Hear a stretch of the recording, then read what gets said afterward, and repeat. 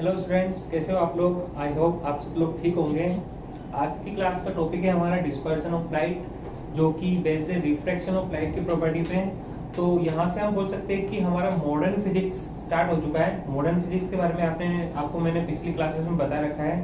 तो modern physics के अंदर बेसिकली हम आइंस्टाइन की थ्योरीज और भी जितने साइंटिस्ट हैं उनकी थ्योरीज को पढ़ते हैं मॉडर्न फिजिक्स।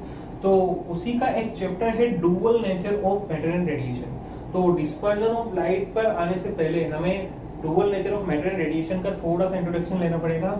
तो जैसा कि इसके नाम से पता चल रहा है, डुअल नेचर मतलब कि इस यूनिवर्स में जितनी भी चीजें एग्जिस्ट करती है या फिर जितनी भी चीजों को हम देख पाते हैं, ऑब्जर्व कर सकते हैं, उनको हमने दो कैटेगरी में डिवाइड किया है। वो दो कैटेगरी है मैटर एंड रेडिएशन, मैटर या फिर रेडिएशन। तो जितनी भी चीजें जिन्हें हम देख पाते हैं या कई ऐसी भी चीजें होती है जिन्हें हम देख नहीं पाते लेकिन फिर भी वो एग्जिस्ट करती है, जिन्हें हम किसी और तरीके से ऑब्जर्व कर पाते हैं, जैसे एयर है, हवा है, जिसे हम देख नहीं पाते लेकिन फिर भी उसको हम महसूस कर सकते हैं, ऑब्जर्व कर सकते हैं। इसी तरीके से इसके अलावा भी जितनी भी चीजें एग्जिस्ट करती है इस यूनिवर्स में, उनको बेसिकली दो कैटेगरी में डिवाइड किया है। या तो वो पार्टिकल नेचर से रिलेटेड होगी या फिर वो वेव नेचर से रिलेटेड होगी। तो पार्टिकल नेचर से रिलेटेड चीजें कौन सी होंगी? ऐसी चीजें जिनके पास मास हो, पर्टिकुलर कुछ ना कुछ मास हो, और इन्हें किसी पर्टिकुलर डायरेक्शन में फेंकने पे वो एक स्ट्रेट लाइन में ट्रेवल करती हो, स्ट्रेट लाइन में प्रोपोगेट करती हो। तो ऐसी प्रॉपर्टी को फॉलो करने वाले ऑब्जेक्ट्स को हम मैटर कहते हैं और उनकी नेचर को हम बोलते हैं पार्टिकल नेचर। वो ऑब्जेक्ट पर्टिकुलरली पार्टिकल नेचर को फॉलो करता है। तो अगर हम बात करें पार्टिकल नेचर की, तो अगर मैं जैसे सपोज करो मार्कर को किसी डायरेक्शन में इंसिडेंट करता हूँ, फेंकता हूँ, तो मार्कर के पास मास है और ये एक स्ट्रेट लाइन में ट्रेवल करेगा। हालांकि ग्रेविटी के इफेक्ट में ये प्रोजेक्टाइल मोशन कर सकता है, स्ट्रेट लाइन में नहीं जाएगा, लेकिन अगर वैक्यूम में जहाँ पे ग्रेविटी का कोई इफेक्ट नहीं है, अगर वहां पे इसको किसी डायरेक्शन में फेंका जाए तो ये बिल्कुल स्ट्रेट लाइन में ट्रेवल करेगा। तो ये जो मार्कर है मैं कह सकता हूँ कि ये पार्टिकल नेचर को फॉलो करता है और ये एक मैटर है। इसी तरीके से कुछ ऐसी भी चीजें होती हैं जो मासलेस होती है, जिनका कोई मास नहीं होता है लेकिन फिर भी वो एनर्जी को एक जगह से दूसरी जगह ट्रांसमिट करती है, जिन्हें हम वेव्स के नाम से जानते हैं। तो 11th क्लास में आपने वेव्स के बारे में पढ़ा हुआ है। वेव्स किसे कहते हैं? वेव्स जो एनर्जी को एक जगह से दूसरी जगह ट्रांसमिट करने का काम करती हैं। तो इनका जो पाथ होता है बेसिकली कभी भी स्ट्रेट लाइन नहीं होता है। ये अपनी मीन पोजीशन के ऊपर और नीचे दोनों तरफ रिवॉल्व करती हुई और आगे की तरफ प्रोपोगेट करती है, इन्हें हम वेव कहते हैं। तो अगर बात करें लाइट की, तो लाइट के बारे में हमें सिखाया जाता है कि लाइट एक स्ट्रेट लाइन में ट्रेवल करती है। लाइट की जो रिफ्लेक्शन की प्रॉपर्टी है या फिर रिफ्रैक्शन की प्रॉपर्टी जो हम स्नेल्स लॉ अप्लाई करते हैं, ये सारी की सारी प्रॉपर्टी लाइट की पार्टिकल नेचर से शो होती है। मतलब कि ऐसा कहा जाता है कि लाइट स्ट्रेट लाइन में ट्रेवल करती है और अगर वो स्ट्रेट लाइन में ट्रेवल करती है तो हम उसे पार्टिकल नेचर में कैटेगराइज करेंगे। लेकिन कई ऐसी भी जगह हैं जहां पे लाइट की पार्टिकल नेचर प्रूव नहीं हो पाती, जिनमें डिस्पर्जन ऑफ लाइट एक प्रॉपर्टी है जिसे हम कभी भी पार्टिकल नेचर से प्रूव नहीं कर सकते। मतलब कि जब हम डिस्पर्जन या इसी तरीके के और आगे मॉडर्न फिजिक्स में जो टॉपिक आएंगे, जब उनकी बात करेंगे तो हमें पता चलेगा कि वहां पे लाइट वेव नेचर को फॉलो करती है। तो लाइट एक ही टाइप का ऑब्जेक्ट होने के बाद हम ऐसा कैसे कह सकते हैं कि कभी तो वो पार्टिकल नेचर को फॉलो करती है और कभी वो वेव नेचर को फॉलो करती है? तो यहाँ तो वो केवल पार्टिकल नेचर को फॉलो करेगी और स्ट्रेट लाइन में ट्रेवल करेगी, और अगर ऐसा नहीं है तो इसका मतलब वो वेव नेचर को फॉलो करेगी और एक कर्व्ड पाथ में मोशन करेगी। तो इसीलिए यहाँ पे देखो, जब मॉडर्न फिजिक्स का स्टार्ट हुआ था तो कई साइंटिस्ट इसके बारे में कंफ्यूज थे और कई ऐसे एक्सपेरिमेंट भी थे जो कंफ्यूजिंग थे, जो क्लासिकल फिजिक्स जो पहले की फिजिक्स थी उसको चैलेंज करते थे। जैसे उनमें है Holberg and Leonardus experiment. Holberg and Leonardus experiment इसी चीज पे बेस्ड था कि मैटर या फिर रेडिएशन, इन दोनों को डिफरेंशिएट कैसे किया जाए। कुछ ऐसे कंसेप्ट थे जो क्लासिकल फिजिक्स से सोल्व नहीं हो पा रहे थे। उन्हें सोल्व करने के लिए फिर आइंस्टीन ने एक नई थ्योरी इजाद की थी। उस थ्योरी को ही हम बेसिकली मॉडर्न फिजिक्स कहते हैं। तो यहाँ पे मैं डिटेल में नहीं जाऊंगा क्योंकि डिटेल में ये सारी चीजें हम जब चैप्टर पढ़ेंगे dual nature and matter radiation, तब हम इनके बारे में पढ़ेंगे। और अगर आपको इंटरेस्ट है तो आप अपनी एनसीईआरटी की बुक में एक छोटा सा चैप्टर है, आप उसका इंट्रोडक्शन ले सकते हो। अगर आपको क्यूरियोसिटी है जानने की तो आप उसको यहाँ पे जाके रेफर कर सकते हो। और जब वो टाइम आएगा तो मैं भी इसकी क्लास में इसके बारे में डिटेल में बताने वाला हूँ क्लास में। लेकिन अभी मैं आपको केवल इतना बता सकता हूँ कि जो लाइट है उसकी नेचर डुअल होती है। देखो जैसा कि इस चैप्टर के नाम से, इस टॉपिक के नाम से पता चल रहा है, डुअल नेचर मतलब लाइट कभी पार्टिकल नेचर भी शो करती है और कभी वेव नेचर भी शो करती है। अब कई लोगों को कंफ्यूजन हुआ कि हमने तो ये पढ़ा है कि लाइट स्ट्रेट लाइन में ट्रेवल करती है और हमने कभी ऐसा देखा भी नहीं है कि हम कहीं टॉर्च की लाइट इंसिडेंट करें और वो लाइट कर्व्ड पाथ में मूव करती हो। ठीक है, आपका कंफ्यूजन, अगर इस बात में आपको कंफ्यूजन है तो मैं आपका वो कंफ्यूजन क्लियर कर दूं कि देखो लाइट वेव प्रॉपर्टी को भी शो करती है, वो एक वेव की फॉर्म में भी जाती है, लेकिन उस लाइट की वेवलेंथ की बात करें तो वेवलेंथ इतनी छोटी होती है कि हम उसको ऑब्जर्व नहीं कर पाते कि वो एक स्ट्रेट लाइन में ट्रेवल कर रही है वेव की नेचर में। या फिर मैं ये कहूं कि अगर मैं इस मार्कर को किसी डायरेक्शन में इंसिडेंट करता हूं तो हम ये आइडेंटिफाई करना हमारे लिए मुश्किल होगा कि वो स्ट्रेट लाइन में जा रहा है कि कर्व्ड पाथ में जा रहा है। हो सकता है वो कर्व्ड पाथ में जा रहा हो लेकिन उसकी वेवलेंथ इतनी छोटी हो कि दूर से देखने पर हमें ऐसा महसूस हो कि नहीं वो तो स्ट्रेट लाइन में जा रहा है। तो इन चीजों के बारे में अगर आपको क्यूरियोसिटी है तो आप ये चैप्टर रेफर कर सकते हो, अपने लेवल पे पढ़ सकते हो। फिलहाल आपको ये मैं बता दूं कि लाइट की प्रॉपर्टी पार्टिकल नेचर भी हो सकती है और वेव नेचर भी हो सकती है। केवल लाइट की नहीं, जो मार्कर है या हर एक ऑब्जेक्ट उसकी नेचर डुअल होती है, दोहरी तरीके की नेचर होती है। कभी वो पार्टिकल नेचर शो करता है, कभी वो वेव नेचर, मतलब एक ही सिक्के के दो पहलू हैं। तो अब आगे की क्लासेस में हम लाइट की जो प्रॉपर्टी आगे पढ़ेंगे वहां पे हम ये कंसीडर करेंगे कि light wave property, wave nature को फॉलो करती है और एक कर्व्ड पाथ में मूव करती है। अगर आपको इस चीज में कंफ्यूजन है तो वो कंफ्यूजन जब ये चैप्टर आएगा तो आपका दूर हो जाएगा। अभी मेरे कहने पर आप ये मान लीजिए कि हाँ, लाइट जब किसी लाइट को किसी डायरेक्शन में इंसिडेंट किया जाता है तो वो स्ट्रेट लाइन में ना जाकर एक कर्व्ड पाथ में मूव करती है, मीन पोजीशन के ऊपर और नीचे डेविएशन करते हुए आगे की तरफ प्रोपोगेट होती है। ये मेरे कहने पर आप मान लीजिए, और जब वक्त आएगा तो आप खुद इस चीज को एक्सेप्ट करना शुरू कर देंगे कि हाँ, लाइट एक वेव की प्रॉपर्टी को शो करती है।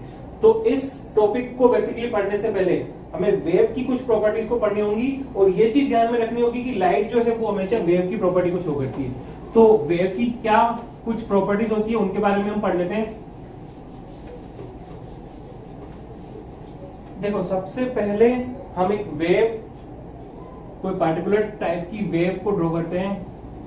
ये वेव का पाथ हमने ड्रॉ कर दिया। अब यहां पे देखो लाइट को या किसी भी वेव को, जरूरी लाइट किसी भी वेव के लिए अपनी मीन पोजीशन से दोनों तरफ, एक बार ऊपर की तरफ मैक्सिमम डिस्प्लेसमेंट ट्रेवल करके फिर से मीन पोजीशन पे आना और फिर मीन पोजीशन की दूसरी तरफ मैक्सिमम डिस्प्लेसमेंट ट्रेवल करके फिर से मीन पोजीशन आना, ये जो पाथ होता है इसको हम बोलते हैं एक रिवॉल्यूशन कंप्लीट हुआ है। तो एक रिवॉल्यूशन कंप्लीट तभी होता है जब वो मीन पोजीशन के दोनों तरफ मैक्सिमम डिस्प्लेसमेंट ट्रेवल करके फिर से अपनी मीन पोजीशन पे आ जाए, तो इसे हम बोलते हैं कि एक रिवॉल्यूशन कंप्लीट हुआ है। एक रिवॉल्यूशन कंप्लीट करने में जितना टाइम किसी वेव को लगता है उसे हम बोलते हैं टाइम पीरियड, और एक रिवॉल्यूशन कंप्लीट करने में जितनी डिस्टेंस ट्रेवल करनी पड़ती है किसी वेव को उसे हम बोलते हैं वेवलेंथ। इसे लैम्डा से डिनोट करते हैं वेवलेंथ को, टाइम पीरियड को टी से डिनोट करते हैं। और एक टर्म होती है एम्पलीट्यूड, मीन पोजीशन से कितना मैक्सिमम ज्यादा से ज्यादा डिस्प्लेसमेंट ट्रेवल करके कोई वेव फिर से अपनी मीन पोजीशन पे आती है, इसे हम एम्पलीट्यूड कहते हैं, इसे कैपिटल ए से डिनोट करते हैं। और एक आखिरी टर्म जो यहाँ पे हमारे टॉपिक को समझने के लिए जरूरी है वो है फ्रीक्वेंसी। तो फ्रीक्वेंसी क्या होती है, कोई वेव जितना जल्दी जल्दी अपने रिवॉल्यूशन को कंप्लीट करती है वो हम बोलते हैं कि उस वेव की फ्रीक्वेंसी ज्यादा है, और कोई वेव अपना रिवॉल्यूशन कंप्लीट करने में जितनी ज्यादा डिस्टेंस ट्रेवल करेगी उसे हम बोलेंगे कि उसकी फ्रीक्वेंसी उतनी ही कम है। तो देखो यहाँ पे मैं दो अलग अलग टाइप की वेव बनाता हूँ, एक वेव जो इस तरीके से प्रोपोगेट होती है और एक वेव जो इस तरीके से प्रोपोगेट होती है। तो देखो दोनों की फ्रीक्वेंसी में डिफरेंस है। यहाँ पे हम मान लेते हैं कि वेव को ए से बी पॉइंट तक आने में 1 सेकेंड का टाइम लगा। तो फ्रीक्वेंसी की डेफिनेशन होती है total revolutions completed in 1 second is called frequency. तो किसी भी वेव द्वारा, किसी भी वेव ने 1 सेकंड में कितने रिवॉल्यूशंस को कंप्लीट किया वो उसकी फ्रीक्वेंसी को डिफाइन करती है। तो यहाँ पे देखो 1 सेकंड में कोई वेव ए से बी तक पहुंच रही है तो इसने केवल और केवल एक ही रिवॉल्यूशन कंप्लीट किया, तो हम बोलेंगे कि इस वेव की जो फ्रीक्वेंसी है वो है 1। इसी तरीके से इस वेव की बात करें तो सपोज करते हैं कि इसे भी ए से बी तक आने में 1 सेकंड का ही टाइम लगा, तो इसने 1 सेकंड में देखते हैं कितने रिवॉल्यूशन कंप्लीट किए, 1 revolution, 2 revolution, 3 and 4, total 4 revolution complete किए। तो हम बोलेंगे कि ये वाली जो वेव है इसकी फ्रीक्वेंसी है 4। तो जो वेव जितना जल्दी जल्दी अपने रिवॉल्यूशंस को कंप्लीट करती है हम बोलते हैं कि उसकी फ्रीक्वेंसी उतनी ज्यादा है, और जो वेव धीरे धीरे अपने रिवोल्यूशंस को कंप्लीट करेगी उसकी फ्रीक्वेंसी हम बोलेंगे तब। इसी तरीके से बात करें वेवलेंथ की, तो देखो यहाँ पे इस वेव की वेवलेंथ ज्यादा है क्योंकि इसने एक रिवोल्यूशन को कंप्लीट करने के लिए ए से बी तक की डिस्टेंस को ट्रेवल किया है। लेकिन नीचे वाली वेव की बात करें तो इसने ए से बी तक की डिस्टेंस को ट्रेवल करने में 4 रिवोल्यूशन कंप्लीट कर लिए हैं। तो वेवलेंथ और फ्रीक्वेंसी में एक रिलेशन होता है जो आपको हमेशा याद रहना चाहिए कि जिसकी वेवलेंथ और फ्रीक्वेंसी दोनों इनवर्सली प्रोपोर्शनल होते हैं। जिसकी वेवलेंथ ज्यादा होगी उसकी फ्रीक्वेंसी कम होगी, जिसकी फ्रीक्वेंसी ज्यादा है उसकी वेवलेंथ कम होगी। ये रिलेशन आपको पता होना चाहिए। और आपने केमिस्ट्री में पढ़ा भी होगा, फिजिक्स में भी आगे कुछ फॉर्मूला पढ़ेंगे जहाँ पे आपने ये पढ़ा होगा कि न्यू इज इक्वल्स टू होता है c अपॉन लैम्डा। ये फॉर्मूला है फ्रीक्वेंसी और वेवलेंथ के बीच में रिलेट करने का फॉर्मूला है। यहाँ पे न्यू फ्रीक्वेंसी है, लैम्डा वेवलेंथ है और c speed of light in vacuum 3 × 10⁸ metre per second. ये वैल्यूज है, आपको ये फॉर्मूला पता होना चाहिए, आगे क्लासेस में काम में आने वाला है। तो ये हमने बेसिकली इंट्रोडक्शन ले लिया है वेव प्रॉपर्टी का, मतलब कि कोई भी वेव के लिए जो जो टर्म्स थी जो डिफाइंड होती थी उनके बारे में हमने पढ़ लिया है। अब आ जाते हैं हम अपने टॉपिक पे जो है डिस्पर्जन ऑफ लाइट। तो डिस्पर्जन ऑफ लाइट को पढ़ने से पहले हम रिफ्रैक्शन को पढ़ते हैं। रिफ्रैक्शन क्या होता है उसका थोड़ा बेसिक इंट्रोडक्शन ले लेते हैं। देखो, जब कोई लाइट रे एक मीडियम से दूसरे मीडियम में ट्रेवल करती है तो अपने पाथ में बेंड आ जाता है उसमें, और ये जो बेंड है ये हम रिफ्रैक्शन के रूल्स के थ्रू डिफाइन करते हैं कि अगर कोई लाइट रेयर मीडियम से डेंसर में जा रही है तो टुवर्ड्स नॉर्मल बेंड होती है, और डेंसर से रेयर में जाती है तो अवे फ्रॉम नॉर्मल बेंड होती है। तो ये आपने रिफ्रैक्शन में पढ़ा हुआ है लाइट रे की प्रॉपर्टीज के बारे में। यहाँ पे अगर हम कोई लाइट रे को किसी ग्लास स्लैब में इंसिडेंट करते हैं, जैसे हमने ग्लास स्लैब बनाई, इस ग्लास स्लैब इसके बाहर का मीडियम है एयर, यहाँ पे मीडियम है ग्लास, और फिर से बाहर जाएगी लाइट रे तो एयर मीडियम। जब कोई लाइट रे को हम ग्लास स्लैब में इंसिडेंट करते हैं तो देखो ये लाइट रे जो ग्लास स्लैब के अंदर जाती है इसे हम इंसिडेंट रे नाम देंगे, और ये नॉर्मल जो रिफ्रैक्टिंग सरफेस के परपेंडिकुलर है। तो अब जब कोई लाइट रे एयर से ग्लास में जाना चाह रही है तो रिफ्लेक्शन हो रहा है, और रिफ्लेक्शन के कारण ये स्ट्रेट ना जाकर अपने पाथ से बेंड हो जाएगी। देखो ये इसका एक्चुअल पाथ था, अगर यहाँ पे मीडियम चेंज नहीं हुआ तो सीधी सीधी निकल जाती, लेकिन क्योंकि मीडियम चेंज हुआ है तो ये टुवर्ड्स नॉर्मल बेंड हो गई इस तरीके से।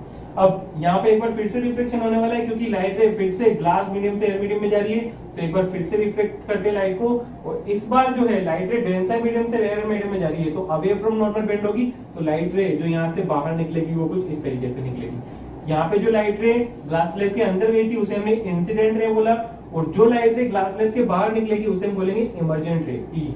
तो अगर आप इस डायग्राम को ऑब्जर्व करो तो आपको एक चीज पता चलेगी कि जब कोई लाइट रे ग्लास स्लैब के अंदर गई थी तब उसकी जो डायरेक्शन थी, ग्लास स्लैब के बाहर जो लाइट रे की डायरेक्शन थी ग्लास स्लैब के अंदर वो डायरेक्शन नहीं है। देखो डायरेक्शन में चेंज है, डेविएशन है, लेकिन अगर ये लाइट रे फिर से ग्लास स्लैब के बाहर निकलती है तो पुरानी वाली जो लाइट रे जो ग्लास स्लैब के अंदर इंसिडेंट होने वाली थी उसी की डायरेक्शन के पैरेलल हो जाती है, मतलब वही डायरेक्शन गेन कर लेती है। तो इससे हमें एक चीज पता चलती है कि जब कोई लाइट रे ग्लास स्लैब के अंदर जाकर फिर से बाहर आती है तो फिर से वो वही डायरेक्शन रीगेन कर लेती है जो डायरेक्शन ग्लास स्लैब के अंदर जाने से पहले उसकी थी। तो इसका मतलब यहाँ पे डेविएशन क्या होगा, डेविएशन की वैल्यू होगी 0। डेविएशन का मतलब होता है कि इमर्जेंट रे और इंसिडेंट रे दोनों के बीच में एंगल कितना है, कितना एंगल डिफरेंस आ रहा है, कितना डायरेक्शन का डिफरेंस आ रहा है, इसे हम डेविएशन के टर्म से डिफाइन करते हैं। और क्योंकि हमने डायग्राम के थ्रू ये जान लिया है कि ग्लास स्लैब में जब कोई लाइट रे एंटर करती है तो जब वो ग्लास स्लैब से बाहर निकलती है तो फिर से उसी डायरेक्शन को रीगेन कर लेती है, कोई डेविएशन नहीं होता उसमें। तो इसका मतलब हम एक तरीके से ये कह सकते हैं कि ग्लास स्लैब कभी भी इतनी कैपेबिलिटी नहीं रखती है कि वो किसी लाइट रे को बेंड कर सके या उसको डेविएट कर सके, लेकिन कुछ ऐसे मीडियम हैं जो लाइट रे को डेविएट करने में कैपेबल हैं। उनमें से एक है प्रिज्म। तो अगर प्रिज्म की बात करें, देखो एक ट्रायंगुलर ग्लास प्रिज्म ले हम, तो प्रिज्म के अंदर देखते हैं एक लाइट रे को हमने इंसिडेंट किया प्रिज्म के अंदर, ये लाइट रे प्रिज्म के पास जा रही है तो इसे इंसिडेंट रे नाम दे दिया। अब देखिए यहाँ पे जिस सरफेस पे ये इंसिडेंट हो रही है यहाँ पे रिफ्लेक्शन होगा, और रिफ्लेक्शन होगा तो हमें नॉर्मल भी ड्रॉ करना पड़ेगा, ये हमने नॉर्मल ड्रॉ कर दिया। और रिफ्लेक्शन का रूल कहता है कि अगर कोई लाइट रे रेयर मीडियम से डेंसर मीडियम में जा रहा है तो टुवर्ड्स नॉर्मल बेंड होगा, तो ये जानी तो स्ट्रेट चाहिए थी लेकिन ये टुवर्ड्स नॉर्मल बेंड हो गई इस तरीके से। और जब ये दूसरी वाली सरफेस पे इंसिडेंट होगी तो अब फिर से मीडियम चेंज होने वाला है, प्रिज्म वाले ग्लास मीडियम से बाहर एयर मीडियम में जाने वाली है, तो फिर से रिफ्लेक्शन होगा, और फिर से रिफ्लेक्शन होगा तो हमें एक बार फिर से नॉर्मल ड्रॉ करना पड़ेगा। ये हमने नॉर्मल ड्रॉ कर दिया। अब देखिए इस बार लाइट रे डेंसर मीडियम से रेयर मीडियम में जा रही है, इसका मतलब अवे फ्रॉम नॉर्मल बेंड होगी। तो नॉर्मल अगर इस तरफ है तो ये बेंड हो जाएगी इस तरीके से। अब अगर हम बात करें ये लाइट रे प्रिज्म से बाहर निकल रही है तो इसे हम बोलेंगे एमर्जेंट रे। इंसिडेंट रे और एमर्जेंट रे, देखो दोनों की डायरेक्शन में डिफरेंस है, ये एंगल है जिसे हम बोलते हैं एंगल ऑफ डेविएशन। तो इंसिडेंट रे जो प्रिज्म के अंदर गई थी लाइट रे और एमर्जेंट रे जो प्रिज्म के बाहर आई लाइट, दोनों के बीच जो एंगल होता है उसे हम बोलते हैं डेविएट, एंगल ऑफ डेविएशन। तो हम देख पा रहे हैं जैसा कि डायग्राम में कि एक प्रिज्म के पास वो कैपेबिलिटी होती है कि वो लाइट रे को डेविएट कर सके। मतलब अगर कोई लाइट रे प्रिज्म के अंदर आ रही है तो प्रिज्म से बाहर जाने के बाद वो फिर से उस डायरेक्शन को रीगेन नहीं कर पाती है। और ऐसे मीडियम जो लाइट रे को डेविएट कर सकते हैं वो लाइट की डिस्पर्जन की प्रॉपर्टी को फॉलो करते हैं। इसी तरीके से और भी कोई मीडियम ले लें, अगर हम कोई स्फेरिकल मीडियम ले लें, कोई स्फेरिकल सरफेस ले लें और इसमें कोई लाइट रे को इंसिडेंट करें तो ये भी लाइट रे को डेविएट करते हैं। मतलब कि लाइट रे जब बाहर निकलेगी तो इंसिडेंट रे और एमर्जेंट रे दोनों के बीच में एंगल होगा, दोनों के बीच में एंगल का डिफरेंस होगा जिसे हम बोलते हैं एंगल ऑफ डेविएशन। तो इसका मतलब ऐसी सरफेस जो एक दूसरे के इंक्लाइंड है या फिर कर्व्ड सरफेस है, ये तो डिस्पर्जन की प्रॉपर्टी को शो करते हैं क्योंकि इनमें एंगल ऑफ डेविएशन की कोई ना कोई वैल्यू होती है। लेकिन ऐसी सरफेसेस जो एक दूसरे के पैरेलल है वो कभी भी लाइट रे को डेविएट नहीं कर पाती है। इसका मतलब ये है कि आपने ये एग्जांपल के थ्रू इसको समझ भी सकते हैं हम। देखो आपने कई बार ऐसा ऑब्जर्व किया भी होगा, नहीं किया है तो आप कर सकते हो। स्केल जो होती है, स्केल की जो सरफेस होती है, अगर आप देखोगे उसके एजेस काफी ज्यादा थिन होते हैं और बीच में से स्केल का जो एरिया मतलब स्केल का पार्ट है वो बहुत ज्यादा थिक होता है। तो स्केल के थ्रू अगर आप सामने की तरफ देखना चाहोगे तो आपको अलग अलग कलर्स दिखाई देंगे, तो वो डिस्पर्जन के कारण होता है। और क्योंकि स्केल की सरफेस एक दूसरे के पैरेलल नहीं है, कर्व्ड सरफेस है, थिकनेस का डिफरेंस है दो अलग अलग एजेस के बीच में, तो इसीलिए वहां पे आपको अलग अलग कलर्स दिखाई देते हैं, डिस्पर्जन की प्रॉपर्टी दिखाई देती है। लेकिन अगर आप प्लेन कोई ग्लास है उसके आर पार देखो तो आपको कभी भी अलग अलग कलर्स नहीं दिखाई देंगे। क्यों? क्योंकि ये लाइट रे को कभी भी डेविएट नहीं कर पाती है। तो डिस्पर्जन की प्रॉपर्टी केवल वही मीडियम शो कर पाते हैं जो लाइट रे को डेविएट कर पाए। तो ये तो था कि कौन से मीडियम लाइट रे को डेविएट कर सकते हैं, कौन से मीडियम डिस्पर्जन की प्रॉपर्टी को शो करते हैं। अब एक प्रिज्म के अंदर देख लेते हैं कि लाइट रे डिस्पर्स कैसे होती है। तो सबसे पहले प्रिज्म के अंदर से हम ये समझना चाहेंगे, ये समझने की कोशिश करेंगे कि आखिर डिस्पर्जन होता क्या है, कहाँ होता है, ये तो हमने समझ लिया, लेकिन क्या होता है वो अब समझने की बारी है। ये तो एक प्रिज्म ले लेते हैं सबसे पहले हम। ये एक ट्रायंगुलर ग्लास प्रिज्म है और इसमें हमने एक लाइट रे इंसिडेंट की है, इसे बोल देंगे आई इंसिडेंट रे। और जैसे ही ये प्रिज्म के अंदर रिफ्लेक्ट होगी तो अपनी डायरेक्शन चेंज कर लेगी। तो ये अपनी डायरेक्शन, एक्चुअल डायरेक्शन इसकी ये है, लेकिन ये अपने एक्चुअल डायरेक्शन से बेंड हो जाएगी। लेकिन एक चीज हमें यहाँ ध्यान में रखनी होगी कि लाइट जो सन से हमारे पास आती है उस लाइट के पास विबग्योर के सातों कलर मौजूद होते हैं। विबग्योर में यहाँ पे वी वॉयलेट को इंडिकेट करता है, I indigo, G green, yellow, orange and red, ये जितने भी, और इसके अलावा ब्लू कलर भी है विबग्योर। तो ये जितने भी कलर्स हैं सातों के सातों विबग्योर, इन सबका कॉम्बिनेशन होती है सन की जो व्हाइट लाइट, उसमें आपको ये कलर दिखाई नहीं देते हैं। और जब व्हाइट लाइट या सन की लाइट किसी प्रिज्म में इंसिडेंट करते हैं तो क्योंकि सभी जितने भी विबग्योर की कलर है सभी कलर की वेवलेंथ अलग अलग होती है, तो सभी जो कलर है वो अलग अलग एंगल पे बेंड होते हैं। रिफ्लेक्शन हर एक कलर में होता है लेकिन वो अलग अलग कलर में होता है। मतलब कि वॉयलेट कलर किसी अलग एंगल पे बेंड होगा, ब्लू कलर किसी अलग एंगल पे बेंड होगा, ग्रीन अलग कलर पे, इंडिगो अलग कलर पे, सभी सातों के सातों कलर अलग अलग एंगल पे बेंड होते हैं इस तरीके से। तो इससे होता क्या है, देखो सबसे पहले हम ये बात कर लेते हैं कि सबसे ज्यादा बेंड जो कलर होता है वो होता है वॉयलेट, और सबसे कम जो कलर बेंड होता है वो होता है रेड। और ऐसा क्यों होता है उसको समझ लेते हैं। देखो विबग्योर में अगर हम बात करें सातों कलर की तो सबसे ज्यादा वेवलेंथ वो होती है रेड कलर की। वेवलेंथ की बात करें तो रेड की सबसे ज्यादा होती है। और फ्रीक्वेंसी की बात करें तो क्योंकि वेवलेंथ फ्रीक्वेंसी के इनवर्सली प्रोपोर्शनल है, तो फ्रीक्वेंसी सबसे ज्यादा होती है वायलेट कलर की। मतलब मैं वेवक्यूअर में बोलूं कि सबसे ज्यादा वेवलेंथ कौन से कलर की है तो वो है रेड, और सबसे कम वेवलेंथ कौन से कलर की है तो वो है वायलेट। इसी तरीके से फ्रीक्वेंसी की बात करूं तो सबसे ज्यादा फ्रीक्वेंसी होगी वायलेट की और सबसे कम फ्रीक्वेंसी होगी रेड कलर की। तो जो कलर की फ्रीक्वेंसी सबसे ज्यादा होती है वो कलर उतना ही ज्यादा एंगल से बेंड हो पाता है। तो देखो यहाँ पे वायलेट कलर की फ्रीक्वेंसी सबसे ज्यादा है तो रिफ्रैक्शन के दौरान ये सबसे ज्यादा एंगल से बेंड हो पाता है, और रेड कलर की फ्रीक्वेंसी सबसे कम होती है तो ये बेंड तो होता है लेकिन बहुत कम एंगल से बेंड होता है। तो इस तरीके से सातों कलर अलग अलग एंगल पे बेंड होते हैं। तो इस तरीके से जब इस प्रिज्म में हमने व्हाइट लाइट इंसिडेंट की थी तो वो केवल सातों कलर का कॉम्बिनेशन था, केवल एक ही डायरेक्शन में आ रही थी, लेकिन प्रिज्म में जाने के बाद वो स्प्लिट हो गई अलग अलग डायरेक्शंस में। तो अलग अलग कलर के अलग अलग डायरेक्शन में स्प्लिट होने से अगर हम सामने कोई स्क्रीन रख देते हैं तो स्क्रीन पे हमें इस तरीके का पैटर्न दिखाई देने लगता है। इस तरीके से सारे के सारे वेवक्यूअर के जो कलर हैं वो अलग अलग एंगल पे हमें बेंड किए हुए दिखाई देते हैं, तो एक स्पेक्ट्रम दिखाई देता है अलग अलग कलर का। तो इस स्पेक्ट्रम को ही हम डिस्पर्जन ऑफ लाइट कहते हैं। यहाँ पे violet, indigo, blue, green, yellow,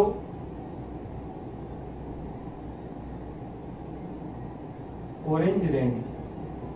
तो ये हो गए सातों के सातों कलर इस तरीके से डिस्पर्स हो जाएंगे। तो डिस्पर्जन की डेफिनेशन अगर हम देना चाहें तो डिस्पर्जन की डेफिनेशन क्या हो जाएगी, splitting of light into its ये relevant colours, splitting of light into its relevant colours is called